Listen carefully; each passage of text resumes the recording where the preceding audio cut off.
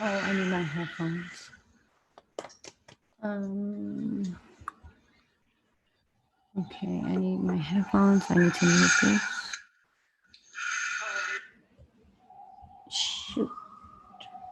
Even though I don't really need my headphones because no one's talking to me. I'm just trying to see if anybody's there. Hi. Hello. Beautiful. A garden of thoughts. um, what's up, Boo? How are you? Since it's just you right now, I'm just going to talk directly to you. Oh, hey, M. Jackson. Hiya. It's been a minute. First of all, let me say it's been a rough time for me. So that's why when I feel down, I can't make a video because I can't hide it.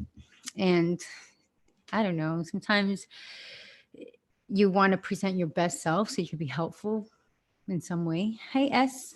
Um, you know what? I'm gonna just jump into it because I be on here for like 3 hours, 2 hours with y'all, and the people that don't catch me live, they have to see it later, and then they don't really like to watch it. Like recently, I think I lost like 15 subscribers yesterday, and I think it's because I haven't been on for 3 weeks. But either way, I just don't want. I don't know.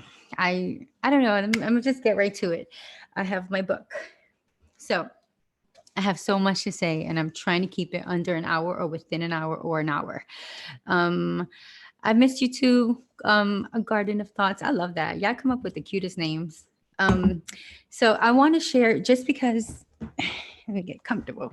Just in case you get bored at home, I have some culture report, and I want to start with that with the good stuff because it's about to get heavy on here. Um, Let me know if you hear me like badly or something. I'll put the mic closer, or if you see me fuzzy or something. So the first thing I'm going to recommend is Hentified. It's on Netflix. It's, you know what I wanted to do to give you the professional detail. I wanted to pull it up on my phone and tell you what the Google says about it. So Hentified. Uh, in Los Angeles, three Mexican American cousins chase the American dream, even while the dream threatens the things they hold most dear, including their neighborhood, their immigrant grandfather, and the family owned taco shop. It's a good show. It touches on so many. It touches on colorism in the community, gentrification in the community, not feeling like you're Latin enough. It's really good. I really enjoyed it. Vida, it's an old one, VIDA, which means life. Vida is an old one, not old, but older.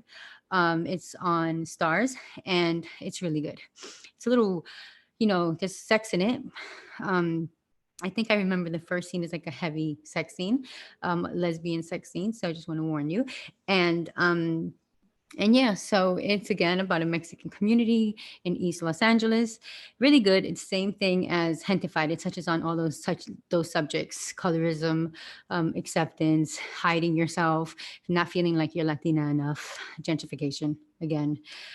Insecure is absolutely fabulous. I love Issa Rae. I just want to say that I don't think Issa and Condola are doing anything wrong by trying to be friends. It is gonna end badly. I just know it. But I would do that. If I had an ex that I didn't give a shit about, I could be cool with his girl. Um, so yeah, they just got renewed for season 5. So congratulations to the cast and Issa Rae, the creator. Homeland had a dope series finale. It was so respectful of everything that's happened the last uh 7 seasons. It was a beautiful ending. If you've never watched Homeland, you could jump on it at any time. I think it's excellent. Um, it's about CIA agents, protecting America. And it's about this, for me, it stands out about the two, Saul and Carrie. And Carrie is like, America comes first to her, first before her child and everything. Like protecting America is her passion. So that's Homeland. A new one that I just started watching, I'm probably 2, 3 episodes in, is a real new one on Netflix, Never Have I Ever. It's about a girl, sophomore year in high school, trying to get her cherry popped. And that's exactly how she says it. So I'm going to say it like that. The cast is heavily women of color.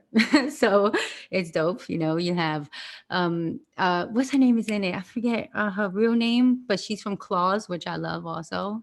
Um, oh, oh no, am I frozen? Okay, I'm looking at this right now, and according to what I'm watching, it shows that I'm frozen. If I'm frozen, I'm gonna be pissed. Can somebody tell me if I'm frozen? Like, Oh, I'm sorry if I'm frozen. I just saw it. Anyone else buffering? Yes, Ms. M. Jackson. I don't know what happened. This is so stupid. I hate my Wi-Fi. I hate everything about Spectrum. I'm sorry, y'all. Is everything better? It just happened. I saw it because I don't know. I don't know. I'm gonna just try and keep going. Okay, thank you, Control 8105. I mean, oh yeah, 815. I said that right. So this is why I try not to look at YouTube because it's misleading. Thank you. I don't know what the hell happened there. Okay, so yes, it's dope. It's a really heavily like cast of women of color, and that's everything to me.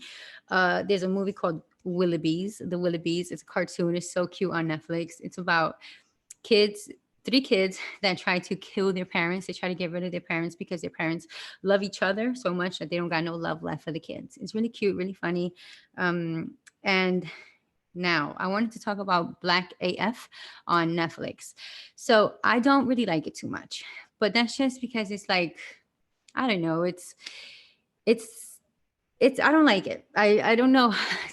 I don't know what to say about why I don't like it, but I'll tell you that I know about the backlash. I've seen the memes and things like that. And in my experience, I've never seen that in any of my friends' household, like the disrespect, the cursing at your parents. But these are rich Black people. So I don't know rich Black people. I know my friends, growing up with my friends around the way. I don't know if you're raised in LA with mad money, do you just like lose your morals? Do you forget to discipline your children? And then there's the colorism that they talk about there. Like the public seems to be mad that the cast is like really light skinned. Rashida, the main, she plays the wife. She's a half white, half Black woman. Her dad is Quincy Jones. And I'd never seen her portrayed as a Black woman before. So I don't really know much about who casted her, why they casted her. I don't really want to speak on that too much because I don't really know that. I don't want to.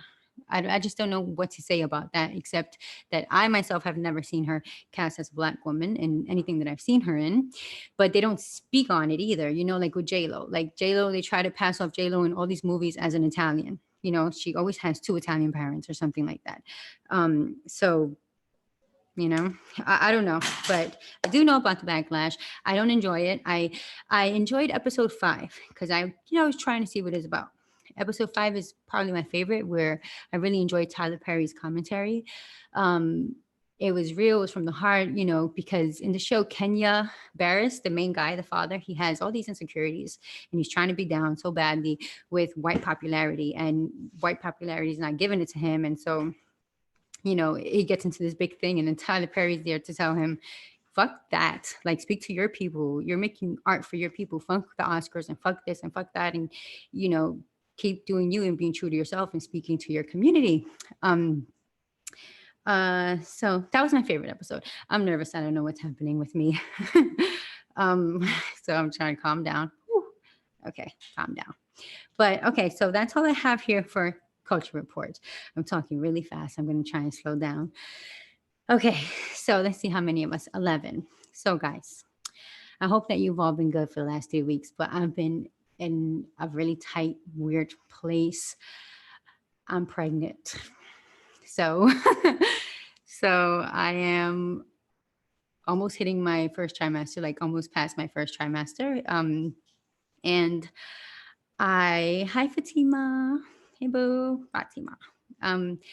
So I'm pregnant, and I've been going through so many things because of the pregnancy. Like, I have been a mess, and I mean like a fucking mess. Thank you, S. Thank you to all of you guys. Olga W. Thank you, thank you. And I just have so many emotions because as a kid, as a teenager, as a young adult in my 20s, in my early 20s, I never saw it happening for myself. Like, because I specifically didn't want to have children. I didn't want to be married or have children. I grew up in a really shitty situation, and all I've ever seen was children suffer. All I've ever seen was baby mamas suffer. All I've ever seen was everybody fucking suffer. There was nothing to look forward to in marriage or being a mother to me. And I had enough of that pain as a kid. You know, I had a really rough childhood. So there's enough is enough for me. I'm like, no, I'm never going to do this. I'm never going to set myself up for this trap. I've seen, like, when I was growing up, I remember my sister-in-law was like 15 and a child. And she was my brother who was way older than her, like serious, horrible shit. And she was miserable.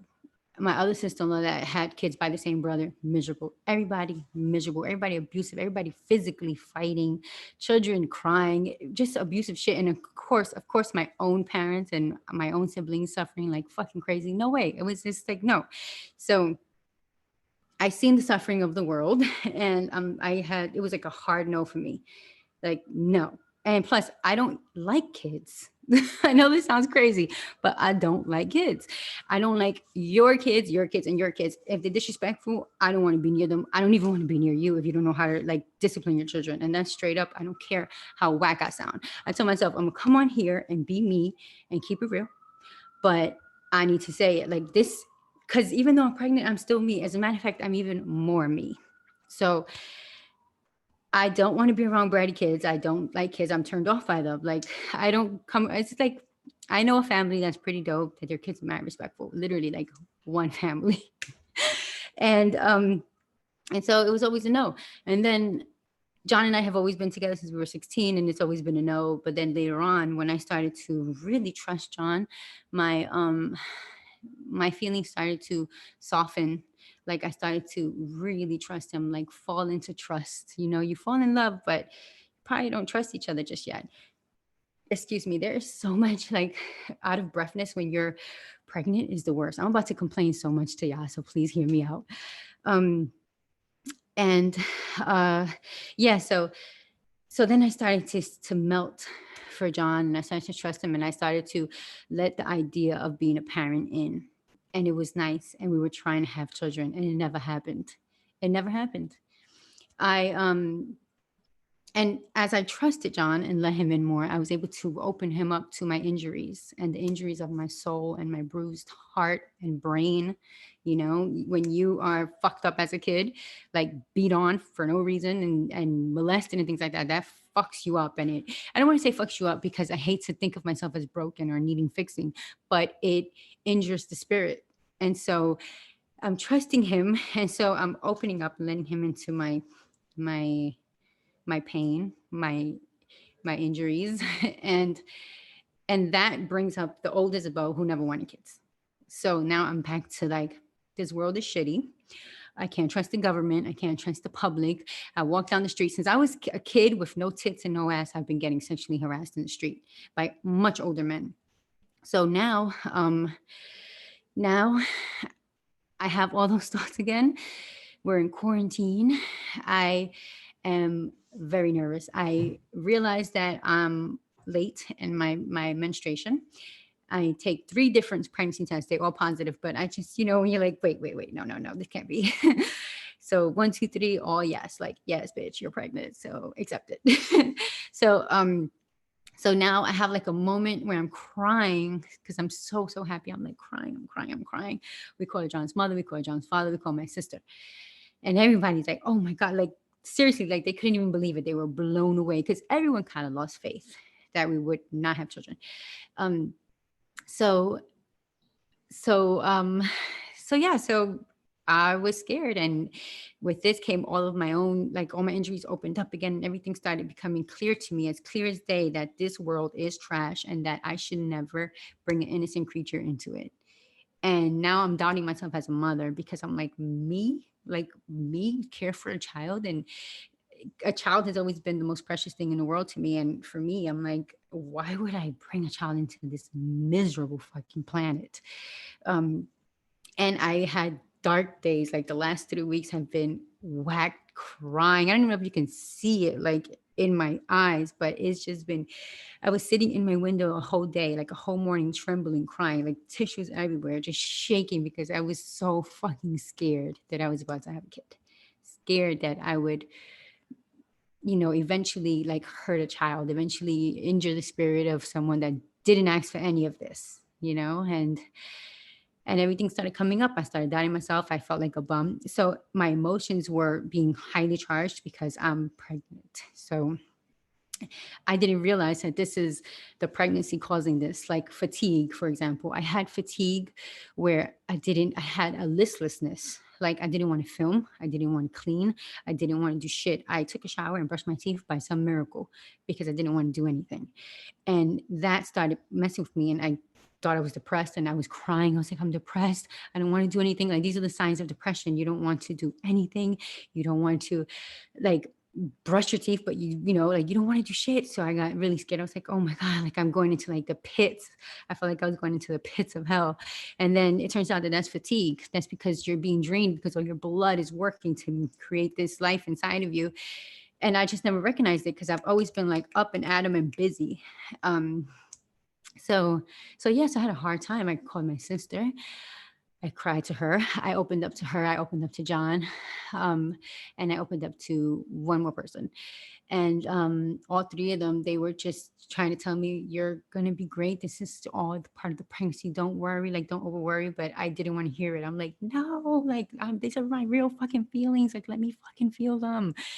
Like, let me be true to myself. Let me prepare myself because that's how I've always been. Prepare yourself, jump on top of that shit and get to it so that you can, you know, work it out and so you don't find yourself in that hell. So I try to jump on top of it. And for me, jumping on top of it is admitting that you are in this pain, that you are struggling. So yeah, so it's been 3 weeks of me crying, scared, very fearful. And the sickness of the first trimester for me is trash, like nausea from the morning from the time you open your eyes in the morning, you're nauseous to the time that you close them at night. Like literally, I couldn't even sleep, tossing and turning because you just have like a strong sense of I'm about to throw up, but no vomit comes out, like no throw up. There's nothing. I threw up once, but that's because I brush my teeth like aggressively. I always have. My whole family does. I think it's like something in the brain. And I use a different toothpaste for my tongue than I do for my teeth. For my teeth, I use Sensodyne, and for my tongue, I use something that has baking soda. And the taste of baking soda on my tongue was OD, and it made me throw up. And what I had that morning was a banana, because another thing is that I sleep with food in my bed. I sleep with crackers under my bed in a bag or a banana, like ready for when I open my eyes. Because the moment I open my eyes, I feel like I don't know how to describe it, but it's like a violent hunger and nausea, like at the same time. So I have to put something in my mouth, like before brushing my teeth, before getting out of bed. Um, so I also have I had 3 good days, that including today, 3 decent days where I can actually speak. So I started getting dizzy, like really dizzy. Like I needed help getting out of bed dizzy. I started to get like blistering headaches, really, really bad headaches, like for days on end. And I didn't take any pills because I normally don't when I have a headache. I just breathe it out or drink water or whatever. But these were really bad. Um, so yeah, so yeah, I don't know. It was so dark and no one tells you that you can be sad. So I started to look it up, like, can you be depressed in your first trimester? Is that a thing? And there was all these articles about all these miserable pregnant women and how 70% of women suffer this in the beginning of their pregnancy, but nobody talks about it. So it's on record as being 30%, but the truth is that it's like 70%. And I'm like, yo, if I if I had known that it was going to be this dark, I would have felt like a little more prepared in life. You know what I mean? But no one tells you could be in the pits of hell, depressed, sad as fuck, doubting the pregnancy, doubting everything, like no happiness. You know how you see in TV and it's, oh, everybody's laughing and smiling. For me, it was zero happiness for the first couple of weeks, like just dark misery. I wouldn't wish it on my enemy. So what I would try to do is go for walks. Even though we're in quarantine, I still try to go for walks. Some days I can't do it because I'm dizzy and I'm feeling disgusting, but some days I could. And it doesn't really help, but it helps to get fresh air. You know what I mean? Like nothing changes. My feelings never changed. It's only now that the nausea and the headaches and the dizziness is slowing down that I am able to think positively or try to think happily. Like I can try and be happy and try to embrace this. And for the most part, there's nothing that can go wrong here if you think about it from a parental point of view, because I and John, like, we're the shit. We're about to be the best parents that I know. Like, no offense, but it's true. Um, like he is, we are kind, open hearted, open minded. And I feel like if you got that, you got it in the bag. You know what I mean? Like you are, that's it. That's what a baby really needs, right? That's what a new soul needs. It needs someone that can, you know, be all those things. Um, So I am happy, but I'm still scared, but not as fucking scared as I was the last couple of weeks. Let me see. I'm trying to see some messages real quick. I'm gonna cry. This is so beautiful. Oh, you're gonna be an awesome, cool mom. Thank you, Vera. But to be honest, it does sound scary, especially in these times. It's understandable. Yes, girl, M. Jackson, I'm gonna come back to that. Watch in just a second. I'm sure there are hardships will only give you a great perspective and head start to be an amazing mother. Thank you. That's smart, actually. You know, my childhood was very similar, and I couldn't ever imagine being a mother. And I'm a mom, and my sister told me that I have become the mom we always wanted and needed. That's beautiful. I hope you don't get bad migraines. I heard those are hell. Yes, dude. Yes, yes, yes, yes. They are the fucking devil. Like the migraines stop you from doing anything. Like you can't even really walk. You know what I mean? Like the migraines, they halt your life. And it's funny because I had this job a while back for like a year. I was like a personal assistant. And one of the ladies, she used to call out for like 2, 3 weeks because she had severe migraines. And in my mind, I was like, wow, that sounds tough. But having those few days of migraines, I see now like that halts your life. She had to call out for 3 fucking weeks. Like this shit is, it's paralyzing. It's the worst, man. It makes me think about, it makes me think about like sick people that have to go into chemo and that don't want to because they're like, yo, I don't want to be sick all day long. Like that's not a life. I thought about so much recently, and I thought about the quarantine, the times that we're in, the future that looks shaky. Like, what the fuck am I bringing a kid into? Like, what am I bringing a kid into? You know what I mean? I got really scared because I feel like the future is so unsure right now for everybody. So, my heart goes out to all the other mothers to be out there right now. And this is my first kid. Now, I don't know nothing about children. um, but yeah, so it's just it's tough. And I had really bad days where I was like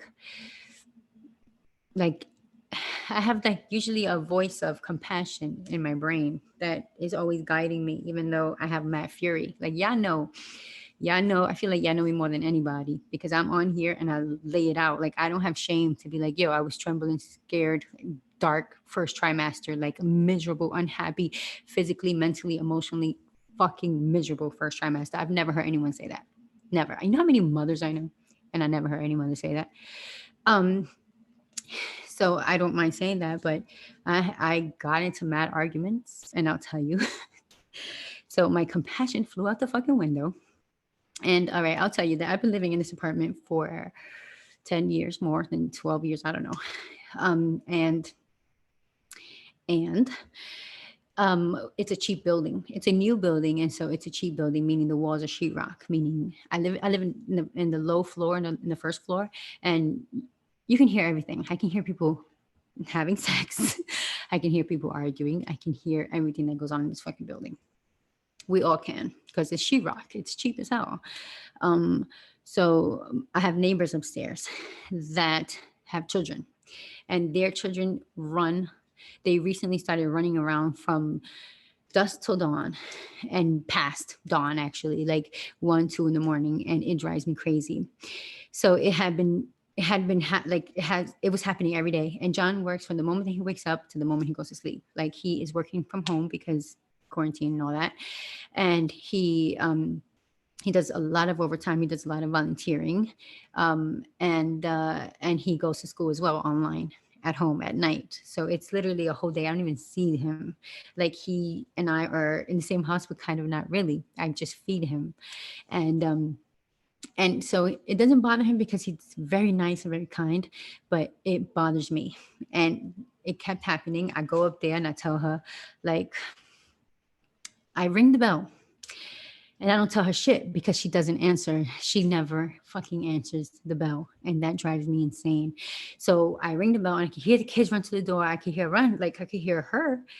And they don't open. She won't open the fucking door. It's like, you know why I'm here. Your kids are running around like crazy. It's 12 o'clock at night. It's 1 o'clock in the morning. It's been happening since 10 in the morning.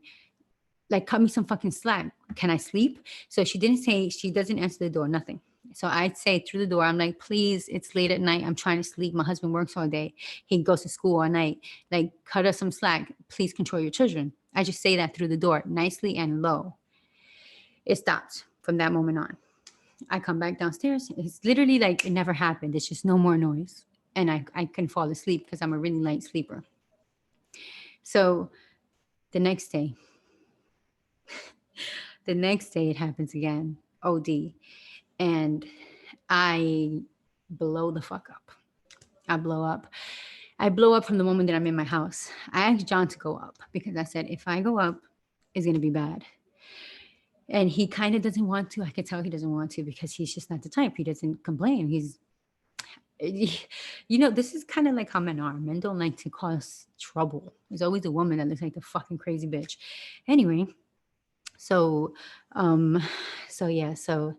he's taking his time and I'm like, you know what? I'll do it. And then I go like this. I go, I'll fucking do it. And I get my sneakers on and I open my apartment door and I slam the shit out of it that I know the whole building heard it. And I go upstairs and I ring the lady's bell and I don't go like, pop, pop, pop, pop, like you would think I would, but no, I just ding, ding, nothing, ding, ding, nothing. And I fucking spaz because I hear all the kids run to the door. It sounds like it's like 4 kids, but I think it's only like 2 or 3 because I asked the super. So all the kids run to the door and she runs to the door and I could hear her trying to get the kids away from the door. I can hear her and she's not opening the door and not talking to me. And that is that is like, I can't take it. I can't take it. So I start screaming at the top of my lungs to her door. And I'm like, so I guess the kids are home alone again at midnight, since every time I come here at midnight, you don't open the fucking door and speak to me. I'm fucking trying to sleep all day, all night. I guess the kids are alone. And I guess that's much worse, right? It's much worse than you not coming to the door, me thinking that your kids are alone again after midnight. And I'm like yelling, like everybody's novelas turn off. All the noticias, all the news, all the TV, I can hear them all go off and everyone's listening to this person screaming her lungs out in the hallway. John could hear it from our apartment. Like, it's loud. I'm fucking furious. Like, and I'm shaking because I'm so fucking furious. So I come downstairs and I start getting a paper ready. And I'm like writing this big ass note, like to leaving her door. Like, you fucked up. Because now I'm reporting you to management. Like now, and management is on top of shit like that. So now I've never reported anyone to management. And I'll tell you a bunch of stories because people have played me in this building a million times. So I was just writing it down and then she rings my bell. Ding dong, she rings my bell. And I'm like, oh, I had to be a monster for you to fucking acknowledge my existence. You know how crazy it is to have your kids running around all day, like, oh, fucking day, running. And I ring the bell like a decent bitch and you don't fucking answer me. That's infuriating. That's wrong. And that just adds to it. That adds another layer of a problem. Anyhow, she's like a mouse. She looks miserable, first of all. And she's like a mouse. And she's like, I'm sorry. And I'm like, I start whispering because she's whispering. And I'm like, but all night, all day, like we work here. We study here in this house. We're quarantined. Like, this is where we gotta be. I don't say shit all day long because I know their children. I know their home. I know what's happening in the world. But it's fucking midnight. It's past midnight. And I'm like whispering, you know? And she's like, I'm sorry. I'll try harder. I'm sorry. I don't hear. I'm in the room. When she told me I'm in the room, I wanted to faint. I was like, just take my spirit out of my body and give me like a good 10 minutes right here to just fall asleep and act like this never happened. She's in the room. Of course, I was like, this makes perfect sense. You're ignoring your children, but I can't ignore them because they're tap dancing on my fucking skull. They are right above me. You could lock yourself in a room and ignore your children, which makes perfect sense because it's just no way that she could put up with all that running around. But she ignores them because she's fucking miserable. And I wanted to, like, I just couldn't. Seeing her vulnerable, seeing her like miserable, I didn't have it in me to continue, like, even though I wanted to. Um, but I just couldn't. I couldn't. And that honestly, I was like, thank you. And boom, like close the door. I didn't slam it in her face, but I closed it. And then I was like, yo, like seeing her miserable in this situation where she ignores her children all day long, it made me feel like, ah, shit. I mean, is the thing fucking up? Is it fucking up? Is it like, what do you call it? Buffering? Is it messed up, guys? Can you tell me? Let me see.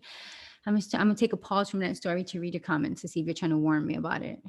Thank you, Fatima. You guys are incredible humans. Trust is new journey, hon. You're both gonna be awesome parents. This made my day. Oh, thank you, Fatima. Nothing about this crazy. You are not crazy, and neither are women. That's right, boo. We ain't crazy. Fuck that shit. Uh-oh, she brought out the Karen in you. Yo, she tried it. And now here's the thing. Here's the thing.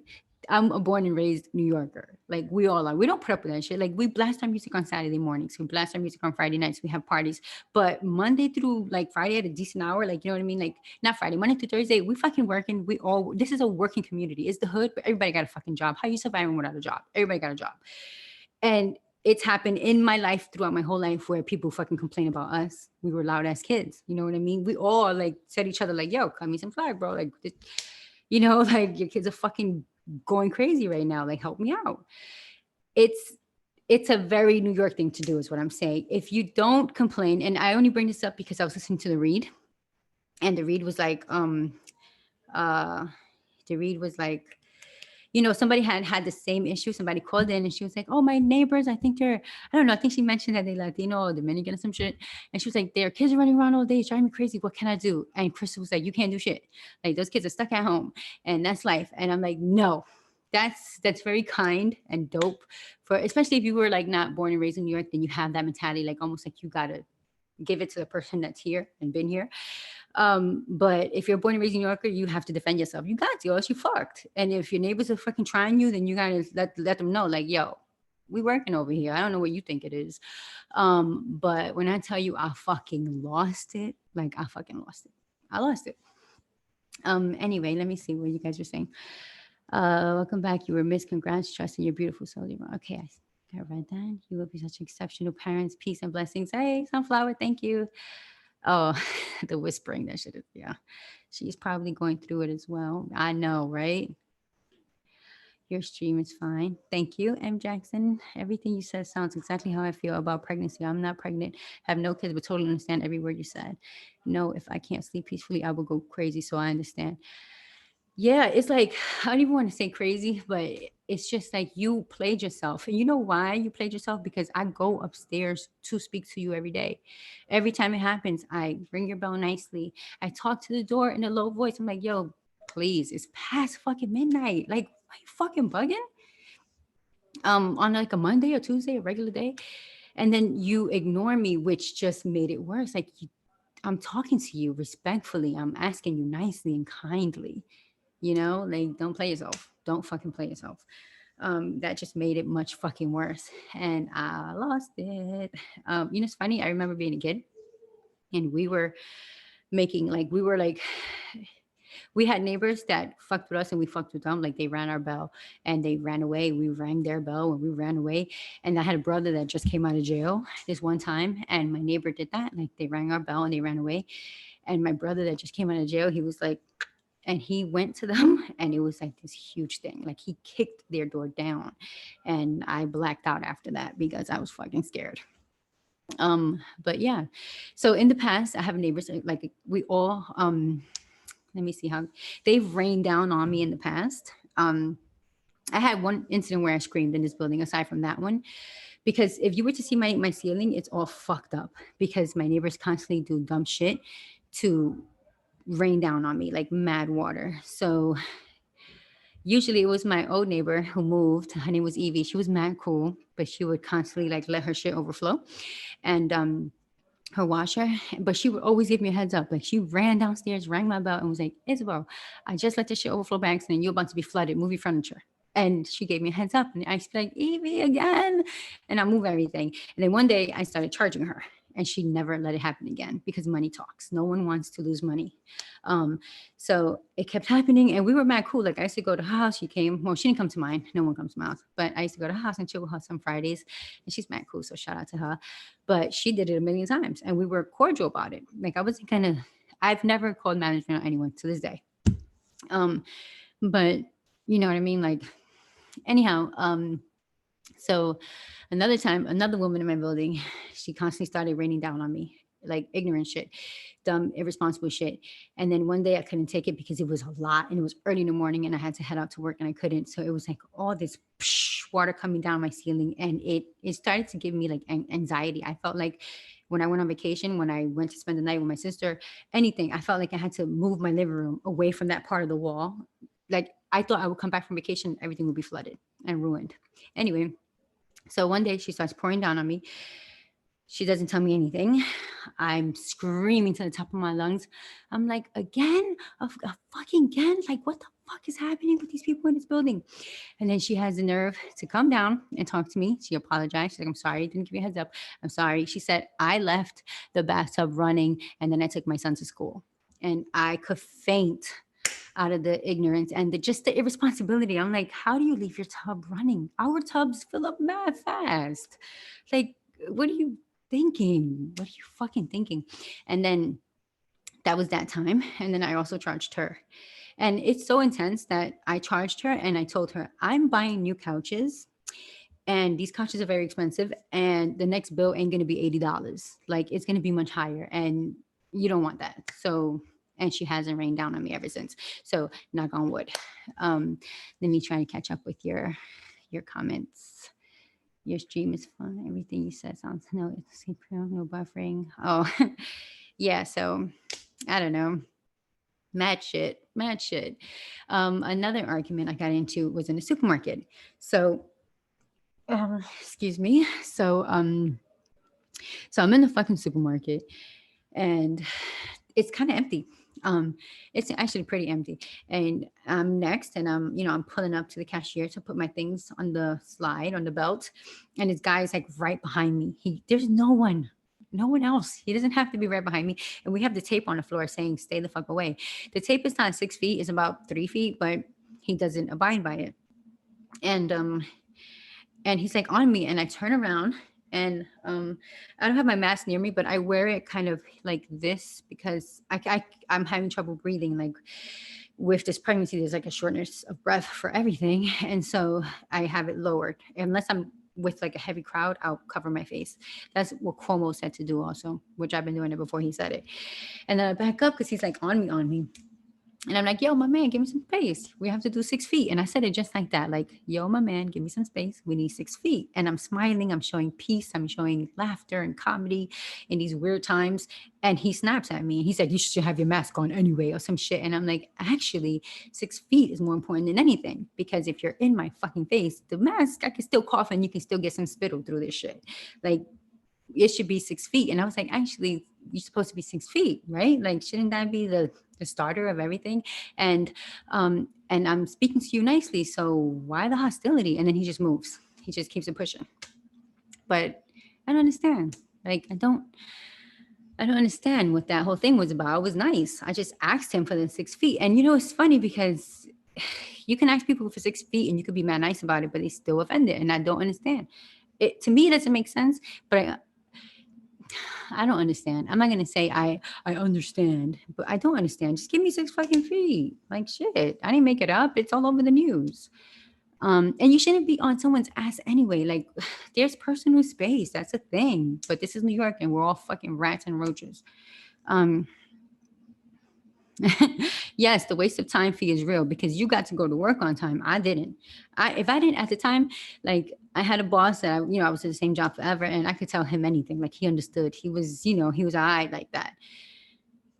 But they were fucking driving me crazy. And this is apple juice. I need some of that. So it's another thing that you get that's going away. Thank you, Jesus. And it is a nasty, disgusting taste in your mouth. It is so disgusting. It's like ink. It's like if I just decided to drink ink. It's disgusting. It's horrible. And I think that it's like a mechanism of, it's a part of developing your life, because the only thing that stops that nasty taste is if I eat. When I'm eating, I don't taste the nastiness. I taste my food.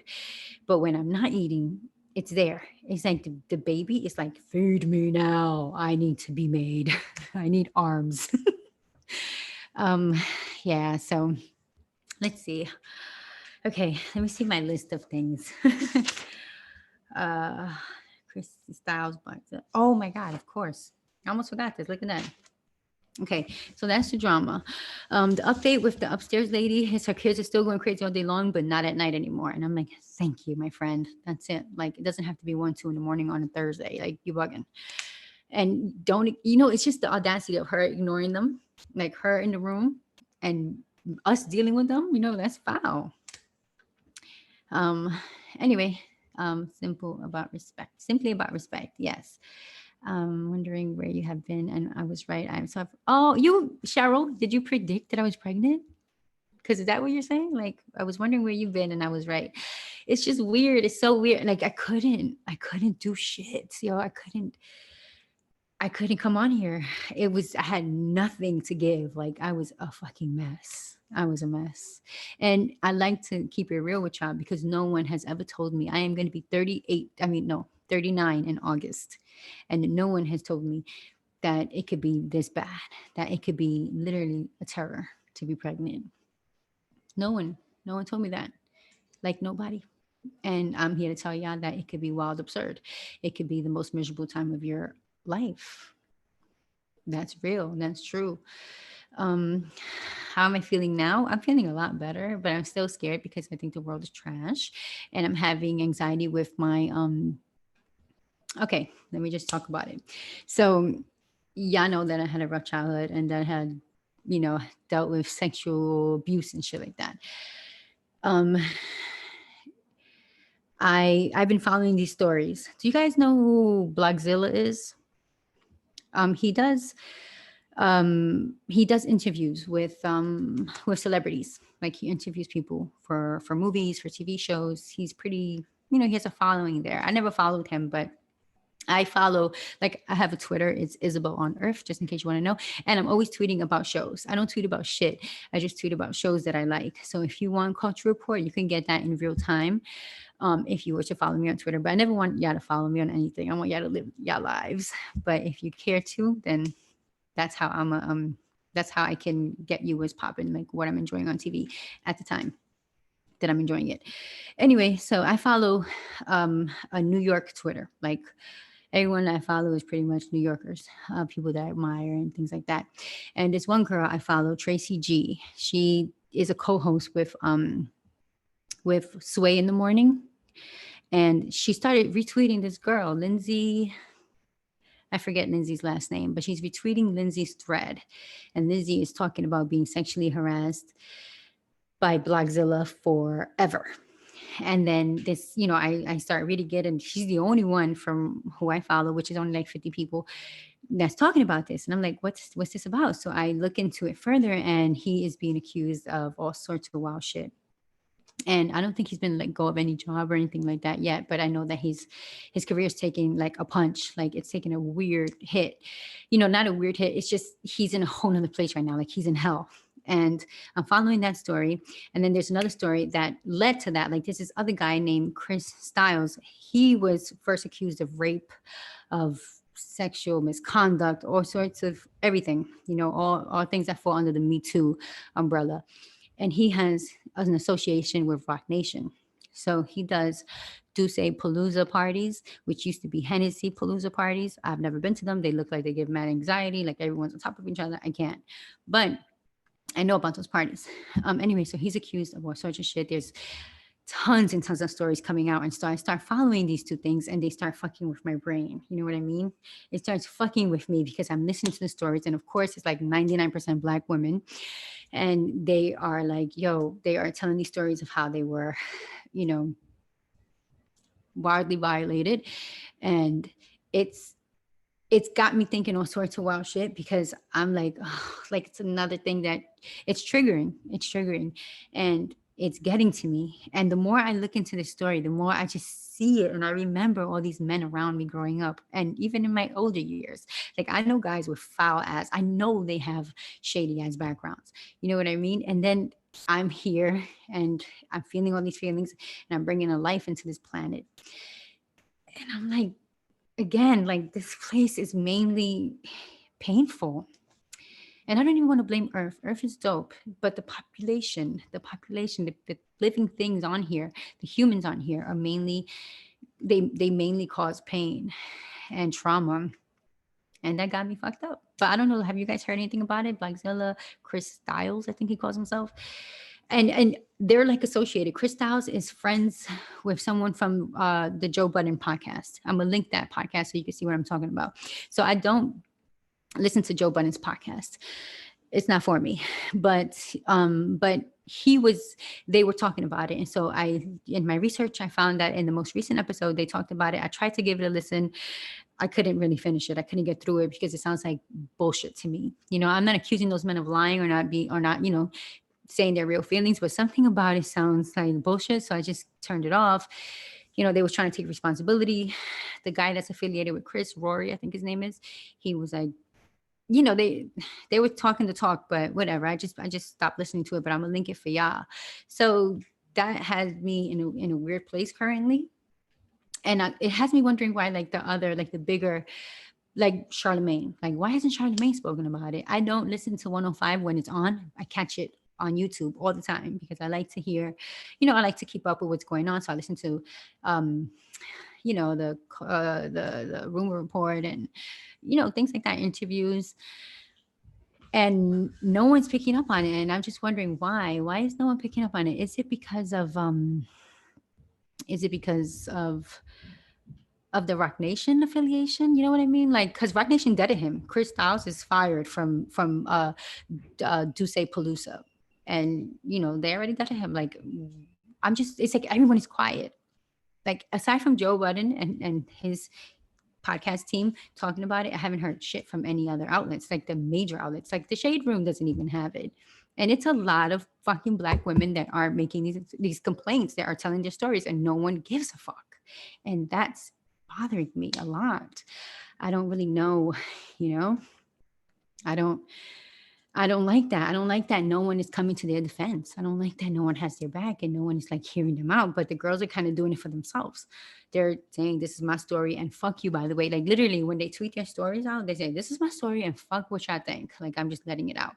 Because you know how the girl gets the brunt of it. Oh, why were you there? Why did you go? Why did you do this? Why did you do that? It's always like that. And, you know, I find it fascinating and like it's painful. But that's happening. So at the moment, I'm feeling that. I'm feeling the lack of support for the women that are coming up with their stories and everything.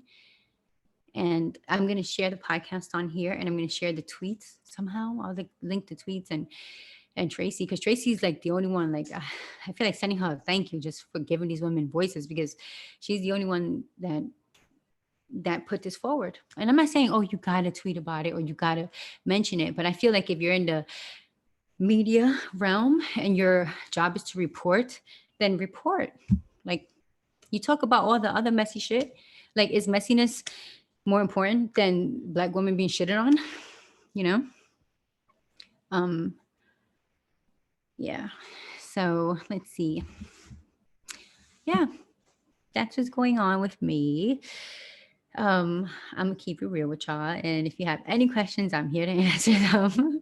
I if I would have got on here when I was in hell, those days, those weeks, I could probably give you a more raw understanding of how horrible the first trimester was for me.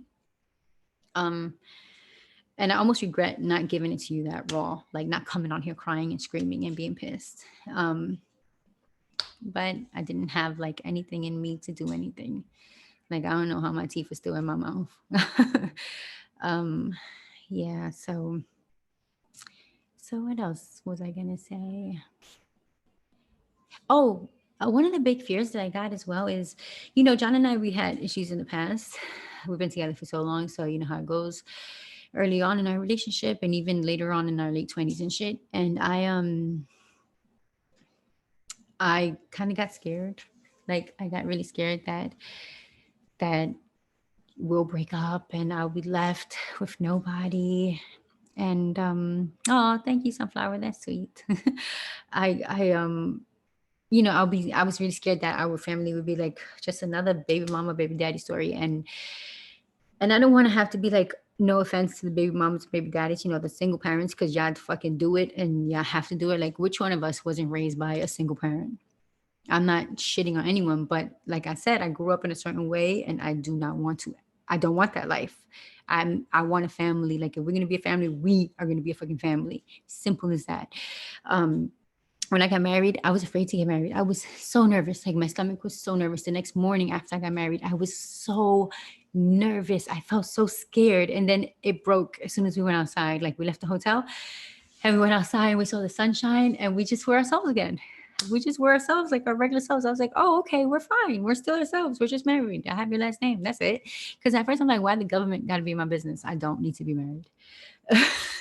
but but yeah, um so with this is like, I'm not offending baby moms, baby dads, or single parenting, but I don't want that for me. And if you put me in a position where we break up, this is going to be a whole different scenario because you will be the parent, the legal guardian. I will be the weekend parent. Like I was so like, the thing is that I'm Isabel, and as a pregnant Isabel, I'm even more Isabel. Like you would think, oh, she's gonna change or something. I mean, I'm sure there's gonna be growth and shit like that, but I'm more me. Like I'm more fierce. I'm more angry. I'm more lovable. I'm more me.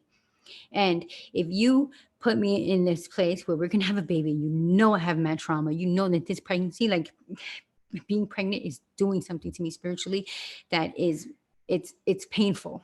It's painful because of all the shit, all the injury that I hold. So here we are, and zoom into the future. Some shady shit happens, and you play me, and we got to separate. You will be the main guardian. I will be the weekend parent. All the weekend dads get mad glory, right? So let's see, would I be shitted on, or would I, people talk shit about me for being a weekend parent, or would I be glorified just like the weekend dads? I don't give a fuck what anyone thinks, but that is seriously, like when I had that conversation with John, I meant that shit with everything, with all of my hairs, all of my toes, with like literally every cell in my body. I'm like, warning, it's us three or it's weekend mom, like straight up. And I even told that shit to my sister. Like she was like, whoa, like her eyes opened up. She's like, holy shit, you changed the game. I was like, I'm not saying that that's gonna happen. I don't think it, but my fears are coming up because I'm human, and my fears are what's coming up, and reality hits hard, and I'm keeping it fucking gully. And I'm like, you play yourself and be prepared. Be prepared to be the Monday through Friday. You come home from work, you cook, you clean, you do all that shit for yourself and the baby. And I will be there in the weekend, because because I'm a fucking human too, and I have my own motherfucking rights, and I don't gotta live the life that everybody before me has lived. I am Isabel through and through. And so it's the thinking that I'm me that makes me feel like the baby's gonna be fine because I'm me and I'm dope. Now it's the world that scares me. Let's see what you guys are saying. These cases. Cheryl, it's weird to explain, but I know how consistent you have been trying to be. I know how consistent you have been trying to be. Then you were no longer posting, so that was a thought I had. Also, please do not be scared. You guys will do great. Thank you, Cheryl. I think so too. John is so wonderful. I'm so wonderful. Like I feel like if you're a good person, like you're a decent person, not to say that we're not assholes, because we are.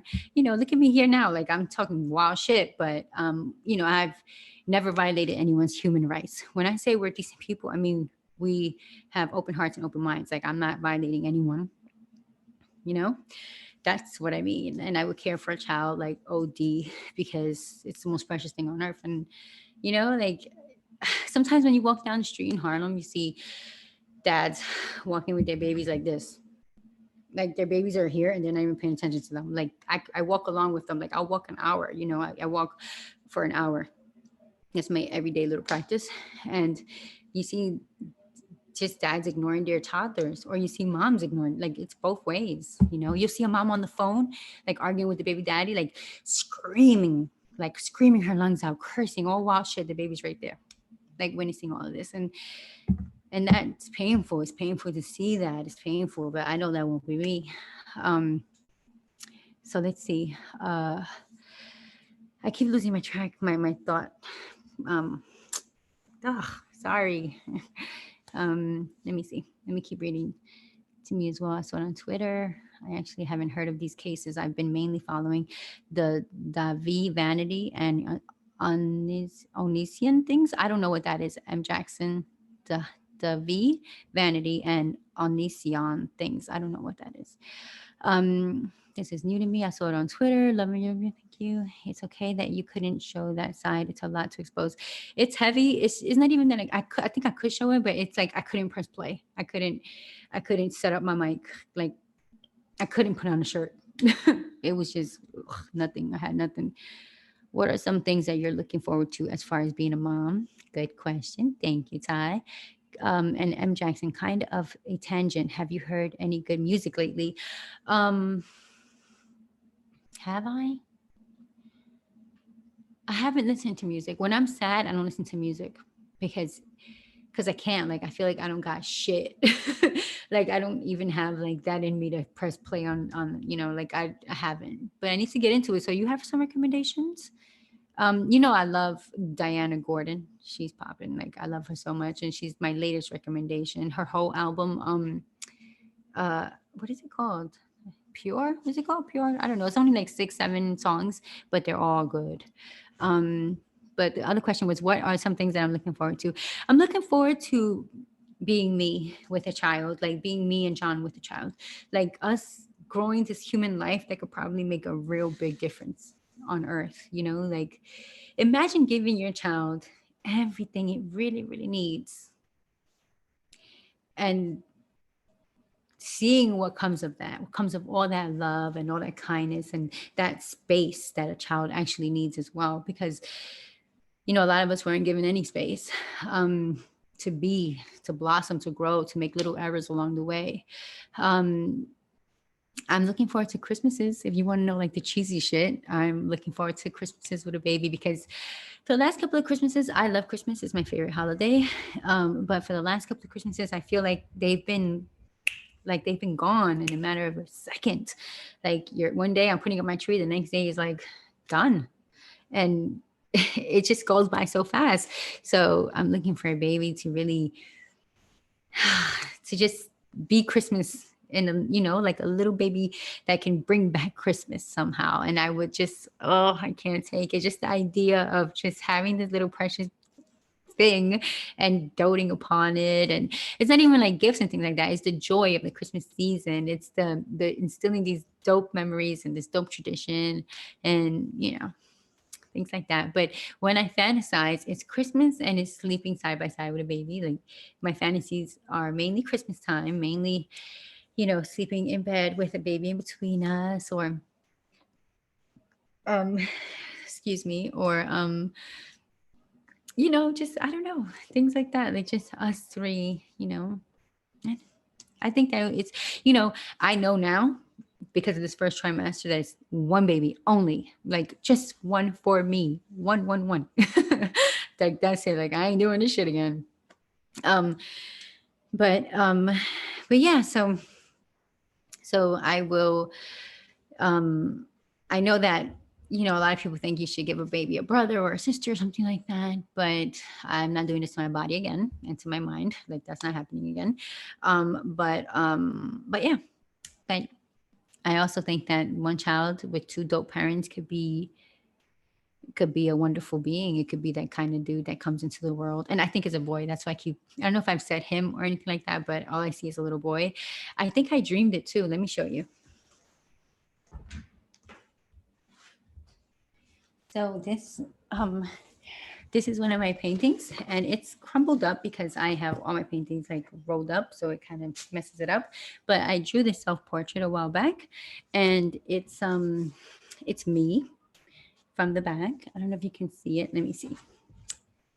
I cut it up. It was in like, it was in frame, a canvas, a stretch canvas, but I cut it recently and rolled it up because I needed space. But anyhow, so you see, it's me with a long braid and a little blue apple hanging off my braid, like the fruit of my loins. And can you see? I don't know. And so I think I dreamed it. And I mean, like when I say dream, I mean I draw self portraits. That's all I draw is images of myself, even if it's not like a girl, a human girl. It's me, and it just comes to me, and I paint it. So I consider those like dreams because I don't really know where they come from. But I think I dreamed it, so I think it's a boy. But I'm not doing gender reveal. Actually, I'm not gonna know until I give birth because that's gonna be something for me, like a great joy of the surprise. I'm connecting anyway without like knowing. I don't have to know if it's a boy or girl. I keep saying him because that's just how I feel in my heart. Um, but yeah, so I don't know if I got off track. I'm sorry. It's hard to keep track of what I've been saying. Let's see. Kind of tender. Love you. Love from London. Hello, London. Nayanka, Francisco. I am happy you're here. How's London? Um, Blessings to your growing family. Thank you. I hope your kid inherits your knack for style. Oh my God. So I'm glad you brought that up. Also, as far as music, I listen to a lot of Korean stuff. I think you'd like an indie artist by the name of Saxophony. Okay. Let me write that down. Oh, I have a pencil. Actually, a pen. I'm going to do that. I looked that artist up. Thank you very much, Boo. So since you bring up style, I just know that my baby will because I'm so free and liberated. Oh, okay, I'm back. I'm free and I'm liberated with my personal style. I don't follow trends and things like that. And I think that, the baby kind of picks up things like that. And actually, as a parent, I'm going to dress my baby as a kid. Okay. So sometimes there's jokes that guys look like they're dressed like a 6-year-old, but that's not it. It's the 6-year-old that's actually dressed like the man. Like, you ever seen a 3-year-old, a 4-year-old, and he's dressed like casual Fridays at corporate? It's because the parents are dressing them like that. Like, it's not the other way around. It's not the adults that look like kids. It's the kids that are dressed like little adults. So I don't really like that. And I'm not judging. No offense. I don't care if you put a little Kango on your kid and a vest. Like, that's fine. But for me, I know that I'm going to keep my kid in like teddy bears and dinosaurs and shit. Like, it's going to be obvious kid clothes, like whatever game is popping or whatever little cartoon came out and things like that until a certain age.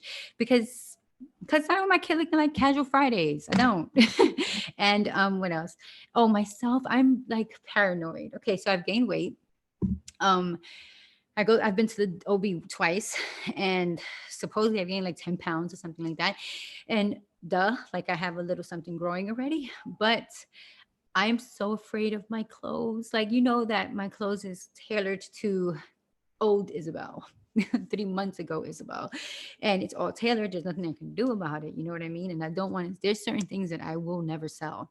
So that's my motivation to be able to fit my clothes again. It's not really about looking fine and being, I do think that it's important for me because I'm 5'3" to be proportioned. I think that you look your best when you're proportioned, that I look my best when I'm proportioned for my height.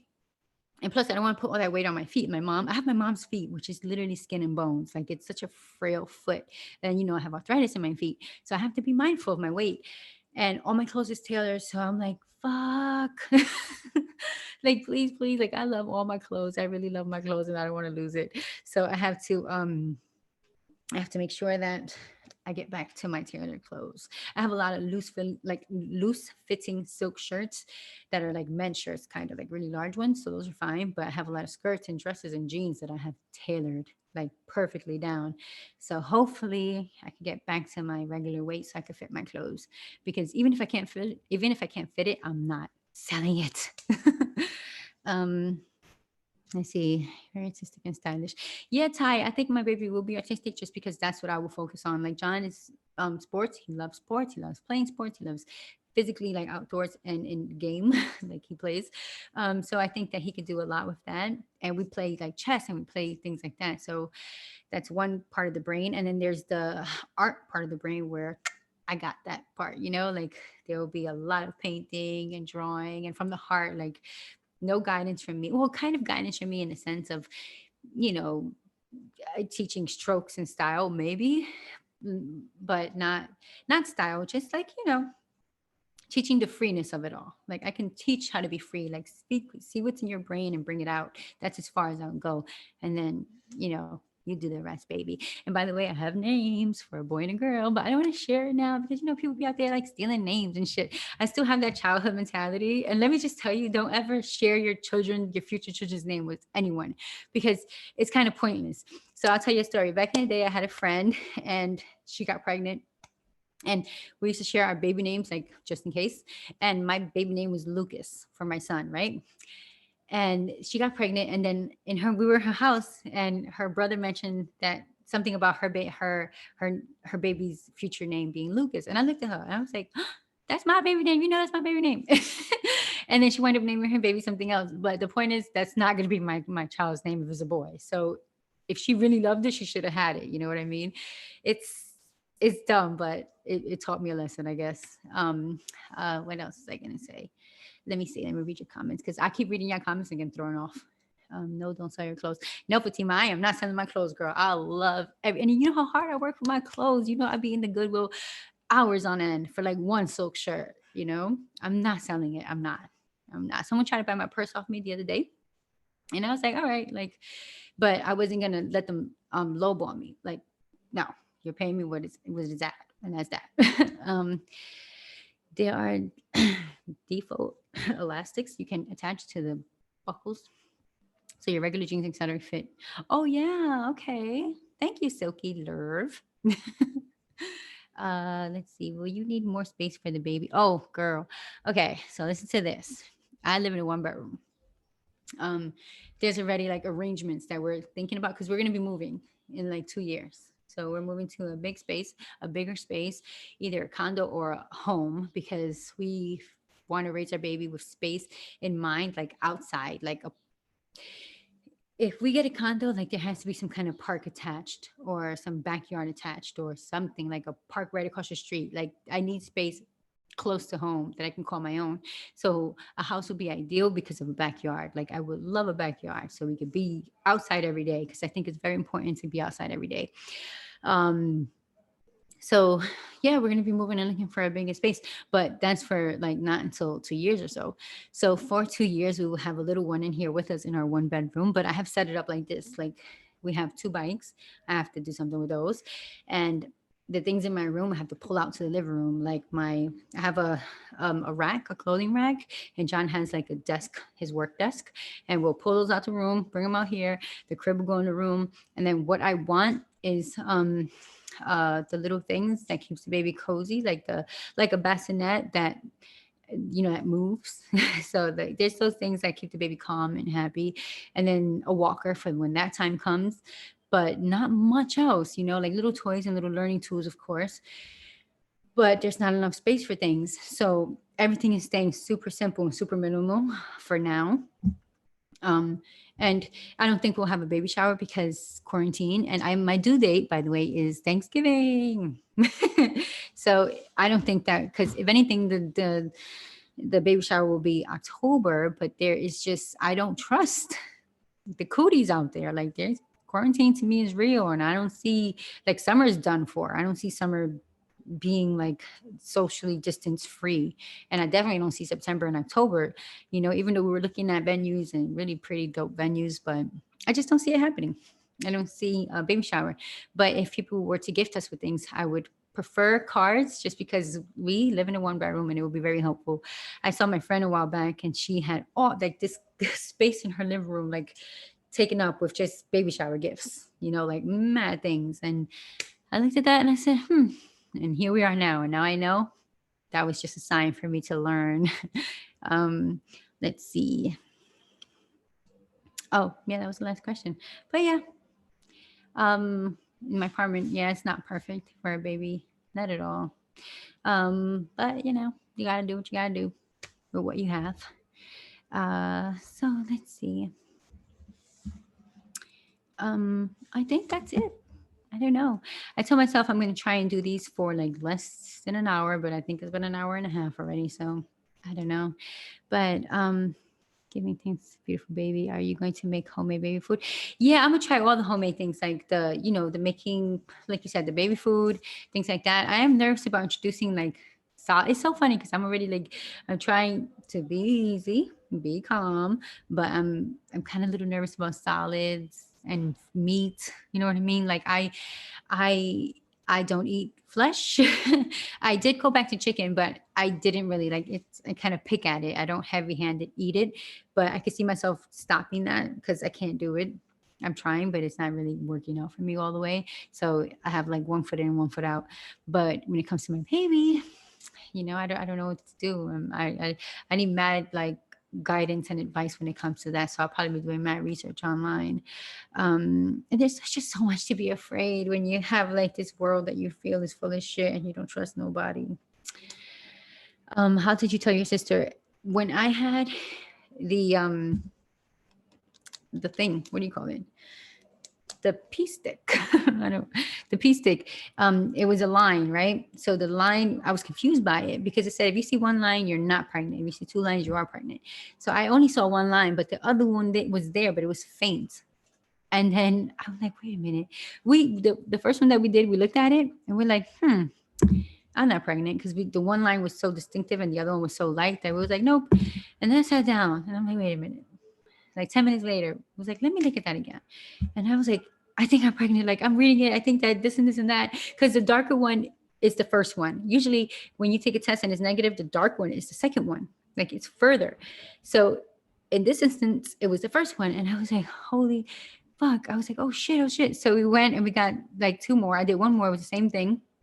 I called my sister and I said, Mana, which is short for Hermana, which means sister. So I call my sister Mana.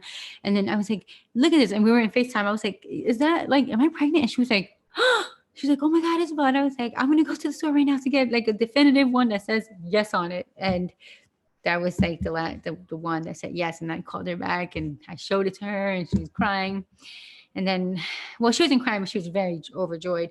John's mother screamed like, it's funny because I have my sister on FaceTime. And then when we called John's mother, I had my sister on FaceTime still. Like I wanted her to see John's mother's reaction and John's dad. And, they were like, no. It was just like mad happy. Like they were like, and then John's mother was like, I've been praying for you. I've been praying for you for the last 2 months. Like, and I'm like, well, girl, can you pray? Like, did I get a job next, please? Because I'm going to be a working mom because I'm still going to be me. I'm still going to be dope. So help me out. Thank you, Linda. I'm happy. I'm nervous as hell. And I'm going to keep it gully with y'all. I'm nervous. I'm scared. I'm all of it. But I'm happy. I'm finally like, I think that while I'm sick, it made me much worse. Like there was no fucking joy in that. Like there was no mustering of joy. But, and I asked John's mom, I'm like, yo, have you ever felt this like, how was your pregnancy with your children? And she was like, all of them was fine. Like literally like, oh, they were all fine. And then she sits down and we have the conversation and she starts saying, oh, this was so terrible. The smell. Oh, by the way, you could smell everything and it smells disgusting for some reason. Like the things that you love now smell like my wallflowers, they smelled like science flowers. It didn't smell delicious and fresh anymore to me. Weed smelled like cigarettes. The worst smell in the world during the first trimester is cigarettes. It's literally poisonous to you. It's like so revolting. You just smell it and you instantly want to throw up. But like me, my issue is not throwing up. Like I think I would feel better if I did throw up, but I'm not throwing up. And by the way, the lines now, everybody does the lines outside for the supermarkets because they only have a certain amount of people in the store at once. You stand in that line and people in that line smoke cigarettes. Like there was a girl right in front of me smoking a cigarette and I'm like, why, God, why? What did I do? But yeah, so let me see what else. Oh, sounds so lovely. How did you type? Okay. But yeah, so I don't know. It's just so much. It's so much. It's so much. But yeah. Your diet changed at all? Oh, Fatima, I didn't see that. Okay, I'm curious. Had your diet changed at all since pregnancy? What's interesting is that I have no cravings and almost like no desire to eat. I have to eat because I get a little nauseous and gross. And I have to, like, my doctor said that if you eat little things throughout the day, it helps your nausea. She said if you allow yourself to get hungry, your if you allow yourself to get hungry, your nausea is OD. Like it's terrible. So you have to try and not get hungry. So you have to eat little things throughout the day. So my diet hasn't changed. I mean, if it has for the better because I have no cravings, and so I'm not eating ice cream every day and things like that. Normally, I have ice cream often. So like at 2 in the morning, if I wake up and I want a little something because I feel funny, I'll chop up a tomato and put Italian dressing on it or something like that. I have mad mangoes, like because I could choose what I want. Because I have no cravings, I choose the good things, the right things. The doctor said that this is a time to take mad calories, but later on it's going to have to be focused on healthy stuff. But I'm just, I'm taking it easy. I don't have any wild cravings, and I'm mad thankful for that. Curious how your diet changed. Yeah, so I'm really thankful for that because my sister was like, my niece was like 9.5 pounds, and my sister had like 3 Big Macs a day. So I don't have those issues. Thank you, Jesus. That's something to smile about. um, yeah. So yeah, and it's funny. I was like dying to tell you all. And my niece, she knows that. Like she knows I care so much about my community. She's like, and she's like, when are you gonna tell your subscribers? And I'm like, soon. I'm so excited. I'm like, Matt, like as soon as possible, as soon as I have the thing to film again. And I could do styling videos too, like pregnancy styling videos, because I do have so much oversized clothing that works out perfectly for now. And I also am taking my own baby photos, like pregnancy photos. We're in quarantine and things like that. So it's going to be just John and I have a few ideas for it. I think it's they're going to be not quarantine. They're going to be, you can see the pulse of the times. So I can't just be out like in the world. We're not supposed to be. So I think I have a really good idea for a really pretty, really beautiful, simple photo when I have a cute little bump going. When I'm, hopefully I stay cute because you know what they say, like women, like if you have a girl, supposedly your beauty is like toast. You get really like swollen and whatever. I don't even know. Like, but you know what they say out there. But I'm gonna try to, when I look nice, I'll try to, like I have a little familiar bump, an obvious bump. I'll try to take a little photo, and that will be the photo. Let me see. Hey, Jess. Thank you, Jess. Thank you so much. I'm about to like end because I've been on here so long that I hate to keep you. I really do. Have you been reading or watching anything in particular to occupy time that you recommend? Yeah, I don't know if you were here earlier, Silky, but you mean the culture report? Because I said reading. I'm almost finished with Blood and Bone, and it's mad good. It is so good. Like I got the other one here. I ordered it from Target because I'm almost finished with the first one. So I have Children in Virtue next, and I know it's going to be excellent. I can't wait for the franchise. Like I just feel like it's going to be like this, there's rumors that it's going to be this whole big like series. So like movie trilogy or whatever.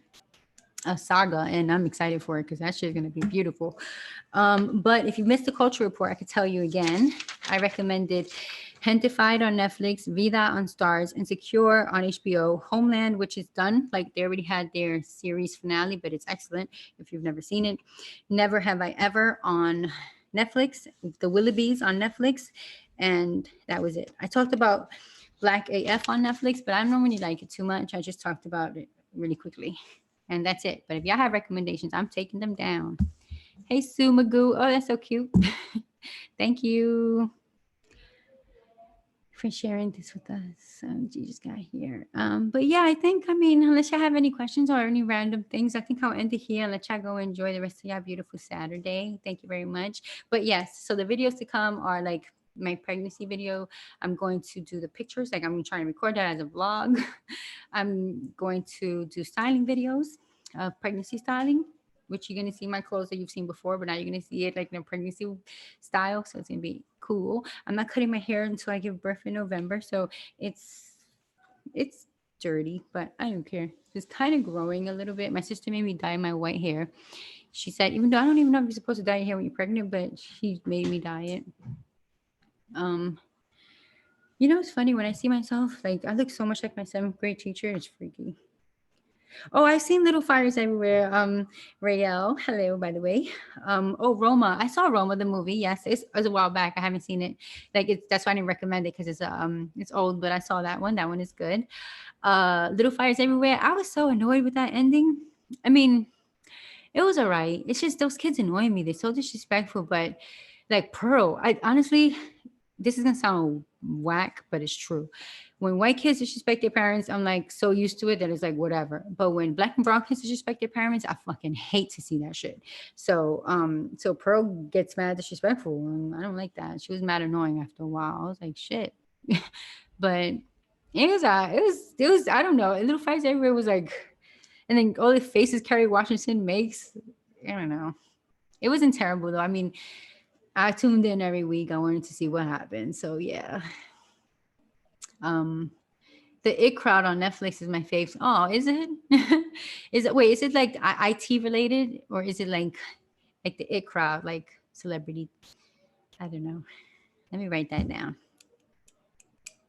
Yeah, you love her faces. I mean, her faces because I mean, it's you love it because it makes you laugh. She's funny. But that picture was beautiful, right? Like the picture that sold for 350, her pregnant. That was beautiful. I got to admit, I was like, that is a nice photo. It's a nice pregnancy photo.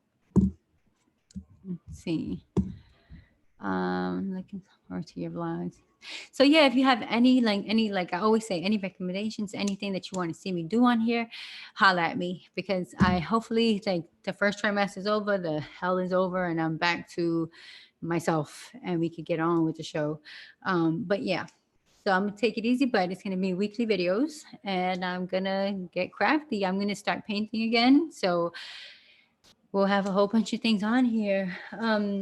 Yeah. So, yeah. So thank you very much for tuning in. Oh, it's a tech show. Okay. Thank you for letting me know. Plant care. Oh, plant care is so difficult for me. So let me show you. So plant care, this is a ZZ plant. It is a very happy, strong plant. And I have all these new ones. You see the light ones? These are the new ones that are just starting to grow. So I have them here, but something is wrong because the tip is turning brown. And I don't really know why. They usually just sit here mad happy. Maybe they felt me and they felt my pain because I think that happens, honestly. Um, you see these here, like these little ones, the tip is turning yellow. I don't understand what happened. It could be my own energy that they're feeling, but these are really, really good, strong, beautiful plants to have at home. They're called ZZ, like the letter Z twice. And then you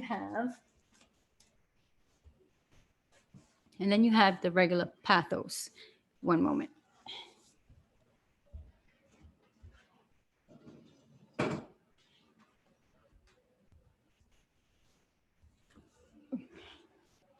This is the regular pathos plant. These things are so strong. They survive. They love life. They need water, but not OD. And you know what's funny? In the past, I've I didn't give them water as often as they needed it, and they literally withered. And then the moment I gave them water, like I tried it, I put water. The next day they were like this, back to life. So these are really strong plants. This is the one I recommend above all else. Like these last and they grow and grow and grow and grow and grow. But that's really all I know about plants. I live in an apartment with no sun, so you know how that goes. Um, But those are the ones that survive with no sun. So those are good ones. But if you have sun, I'm sure you have so many more options. But let me write that down. Let me see what you guys want. I would love to see some plant care or DIYs. Okay, I'm going to put DIY down. I'm going to start a pregnant self-portrait painting if you want to see that. I don't think I could record the process, but I can include it sometimes, like talk about where I'm up to, I guess, things like that. Because the process of painting for me is like mad OD, like mad OD. Like it's so annoying. Let's see. Love to see some playing care. Have a great day, safe, beautiful. Thank you guys. Okay, so I guess I'll say bye now. Thank you all for watching so much. I'm glad to share this news with you. I hope that you stay tuned in the future for my weekly videos coming up. The next one will probably be a styling one just because. And yeah, thank you. Be well, be safe. Sometimes if you're not happy and you're pissed off, you got to be not happy and pissed off. Like, you know how I'll be like, try and try, but sometimes you have to give yourself the space to be pissed. Like, be fucking pissed. It's okay. It's okay. Anyway, take care, booze.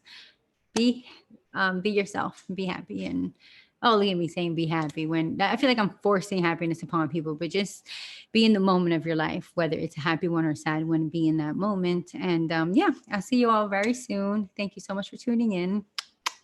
I'll see you soon. I don't know how to end this.